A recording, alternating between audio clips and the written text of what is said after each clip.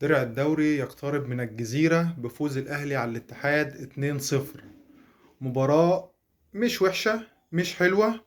يعني الأهلي كل اللي عمله فيها كان عايز التلات نقط وخلاص، خدهم بأقل مجهود زي ما بيقولوا.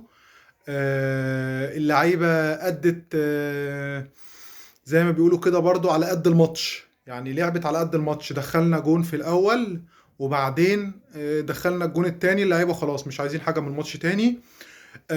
شاكك ان في ضربة جزاء للاتحاد بصراحة، معرفش اذا كانت صح ولا غلط، شاكك فيها. طرد خالد الغندور، طرد مظبوط. انذار رامي ربيعة، انذار مظبوط برضو. وان كان بقى غشيم زيادة عن اللزوم، لان هو برضو كان السبب في انذار بيرسي، انذار اليو ديانج الماتش اللي فات بالكرة اللي خدها ودخل بيها واتقطعت منه. السؤال النهارده اللي بطرحه وبسأله، مدرب الاتحاد ايه التشكيل الغلط والسيء ده؟ يعني هو ده السؤال النهارده في التشكيله بتاعه الاتحاد. تشكيل غلط وسيء، عندك لعيبه حلوه ومقعدها، وعندك لعيبه ما ضمتهاش. لو لسه في منافسه على الدوري وحاجات من دي وكده هقول لكن انت عملت كده، ويا رب اكون تفسيري غلط.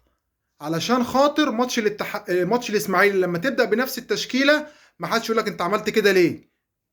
ده رأيي الشخصي، ويا رب اطلع فيه غلط. هتابع ماتش الاتحاد والاسماعيلي مخصوص لو الاسماعيلي اتغلب الماتش الجاي من الداخلية، علشان اعرف النقطة دي. نفس التشكيل اللي بدأت بيه النهاردة مع الاهلي هو نفس اللي هتبدأ بيه، نفس التشكيل دوت في ماتش الاسماعيلي ولا لا. الف مبروك لجماهير الاهلي، ناقص على الحلو تكتين ان شاء الله ناخدهم في ماتش الزمالك.